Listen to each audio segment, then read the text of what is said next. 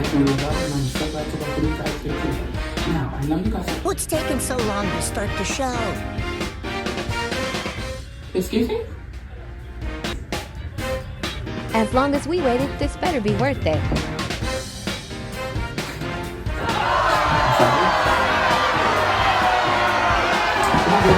Whoa, guys.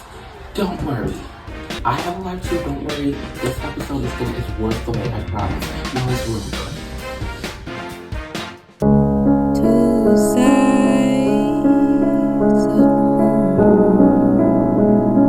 of familiar with one.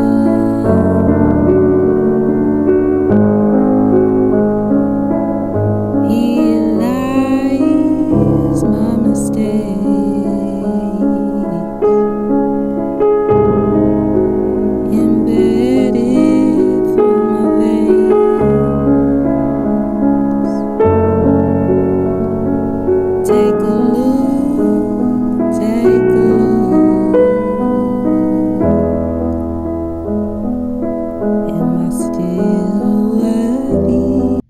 In what ways do systems fail or support our community?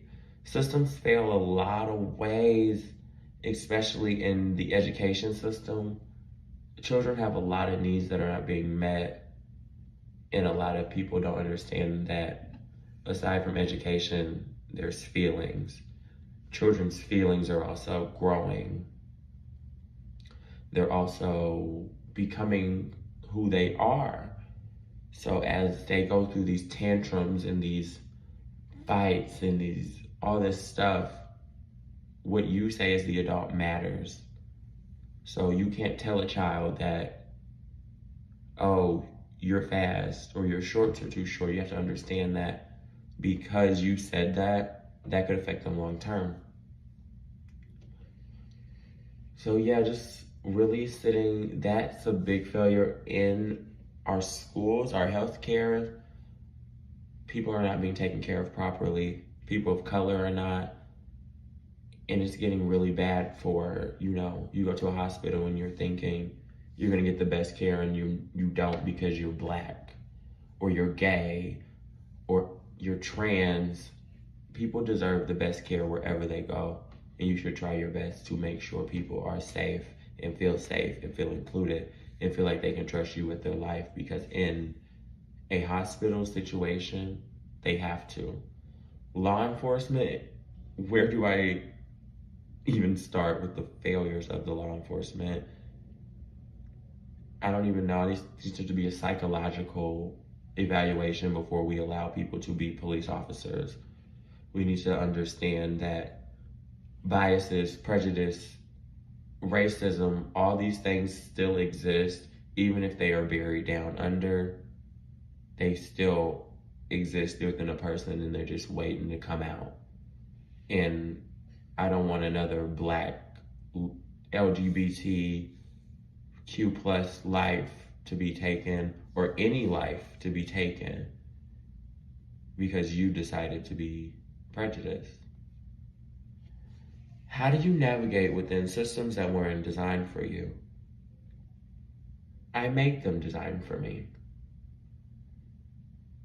I make myself accepted by people who would not accept me.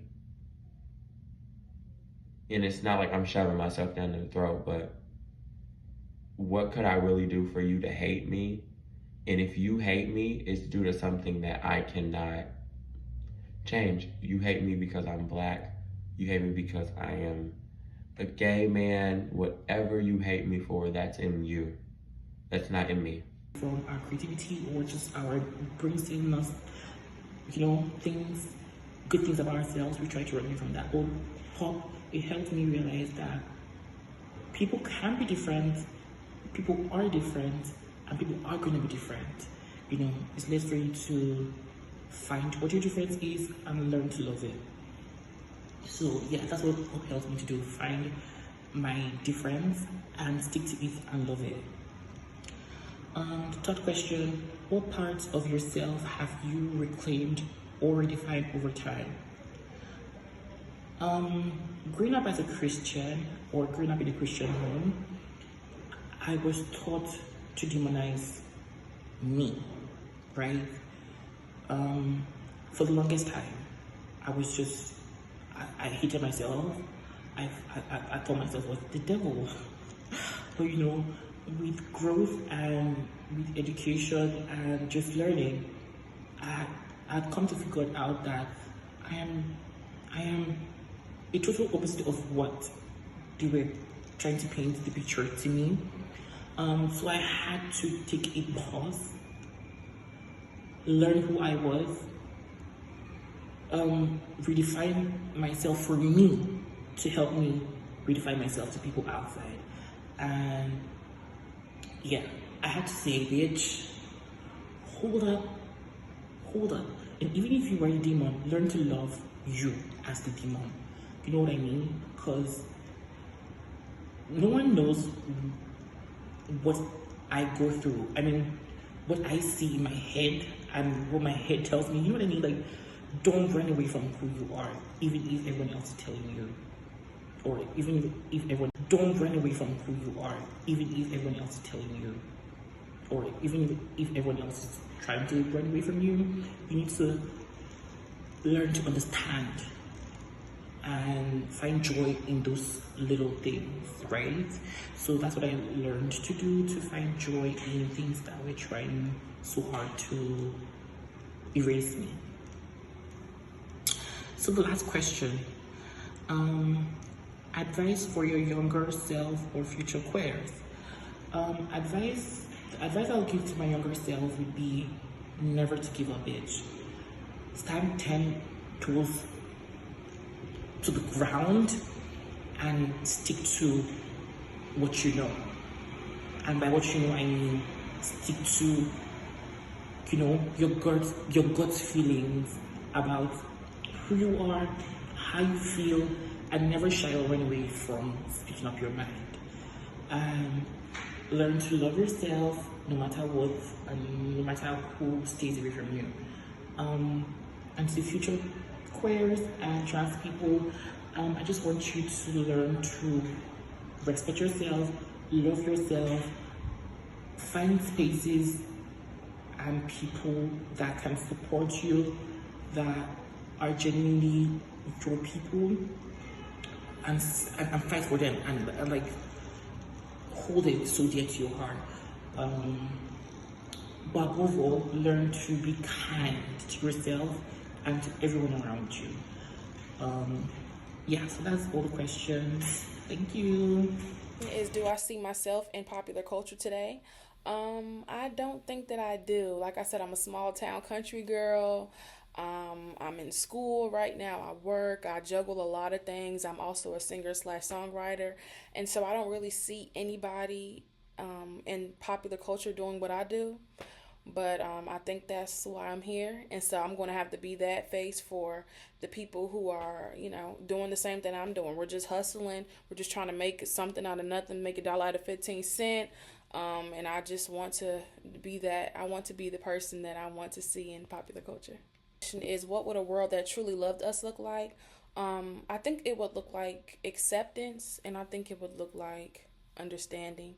I'm not part of the LGBT community myself, but a lot of my close friends and family are a part of the community. Even at my institution, I will show y'all, but I don't want to reveal, look at my snacks. I don't want to reveal my location. But even at my own institution, I'm speaking at multiple LGBT programs, including like a queer perspective, a path to social change, and also LGBTQ plus history celebration. So with that being said, even though I'm not a part of the LGBTQ community, I'm a part of a marginalized community, multiple at that. And I oftentimes see myself not being understood. A lot of times they see us explaining simply our lives. They see that as maybe having the victim mindset. But at the end of the day, our struggles are real. And so I think that in a world that is truly full of love, there would be that acceptance and understanding, because I don't know how anybody can love anyone without understanding them first. But that's just me, you know. During my late age of 17 going into 18, I began to dim my light so that I could fit in, or so that I didn't seem delusional. And because I was operating on that energy for so long, I became so disconnected from myself. And you never want to become disconnected from yourself. And that is something I would tell my younger self and future generations of queer and trans people. Never, ever become disconnected from yourself, because the moment you become disconnected from yourself is the moment you're going to be soul searching, when the answer is just right within you. You know yourself. Like, that is not even a cliche saying. The only person who knows you is you. And you have to return to yourself. You have to return and remember those parts of you that at one point you didn't think much of, but they're literally they're part of your blueprint. They're part of you. There's something that God, the universe, your ancestors, your spirit team, your soul blueprint says, keep being you. Keep being you and be confident and self-assured that you don't need to change nothing about you. If you don't want to change it, it don't gotta be changed. Physically, personality-wise, and so on. Okay, because when you start changing for other people, that's not you. That's somebody playing Barbie doll with you. And you're not a Barbie doll in others' lives. You're a Barbie doll for you. Okay? So if you don't want to do anything, if you don't want to go down a certain path that others think you're supposed to go on, don't go on it. If you know you need to stay true to yourself and, do X, Y, and Z, then do X, Y, and Z. And do not allow anybody to make you feel as though you're making a wrong decision, a dumb decision, because at the end of the day, you are the driver. You're the driver of the car because it's your car. Okay, how are you going to come in my house and tell me how to decorate my home? You don't live here.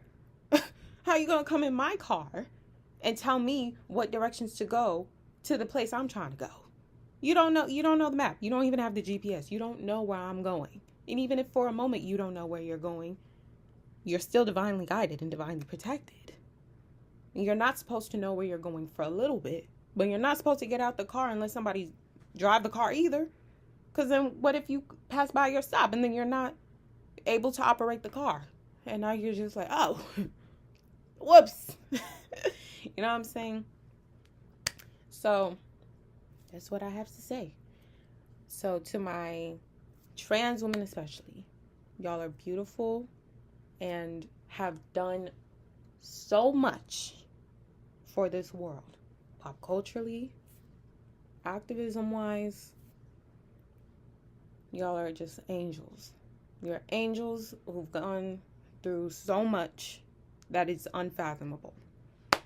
Much love, and stay prayed up, because we in some scary times, y'all. Being black and queer feels like surviving two storms at once, yet somehow learning to dance in both rains. We carry our ancestors in our voice, and our lovers in our laughter. We turn every day into a revolution just by waking up and choosing ourselves. People call us loud, but that's only because silence was never safe for us. People call us dramatic, but that's because our joy survived things that should have killed it.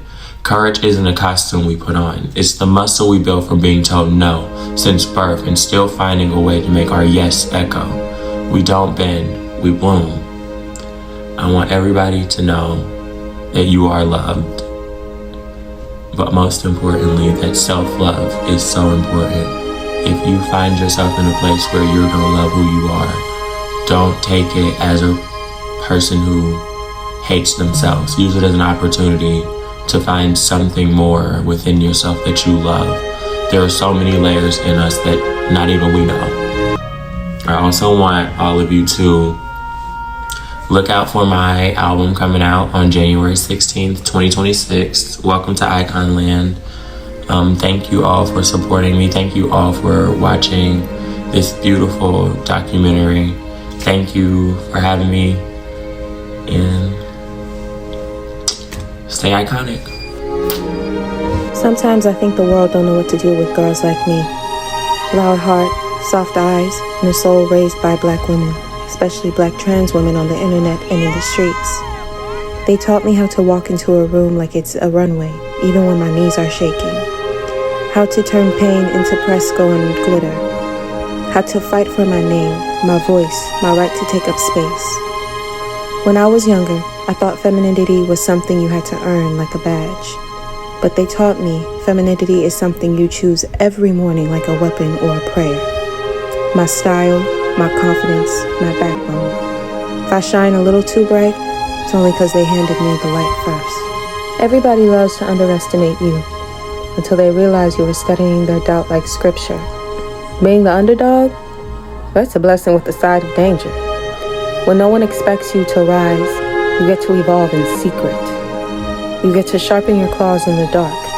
And then one day, they look up, and there you are. Glitter on your cheek, grit in your teeth, shining like you were built from the very thing they tried to break. That's the magic.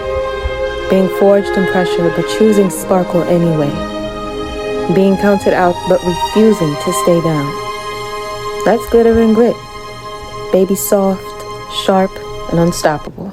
And as you guys see, that wraps up our series for the finale. Thank you guys so much. I cannot thank each and every one of you that has viewed this, each and every last one of you that amazing. First of all, I want to give huge shout out to the cast. They were so amazing to work with. I fell in love with each and every one of their artistry. Even the behind the scenes help that I got as well. It's going to be the season 2, guys. Yes, there is going to be a season 2. Right now we are in the works of just making sure that we can get a lot of diversity in there. I want to make sure that I'm showcasing a bunch of different spectrums of the queer community and queer adjacent, and just anybody that's about liberating people through their art. I'm really trying to showcase that more into season 2, so do be on the lookout for that, guys. I may also give a look into a special person. So just be on the lookout for that. I'm very excited for you guys to get a look in this creative mind and everything, and how I create, and just the background and all that, because I think you guys, I think a lot of people are very curious. I always get a lot of questions, so I'm just ready to share that with you guys and share the background of how I create. This wraps up our series. Thank you guys again for joining, and hopefully you guys come back for season 2. Bye!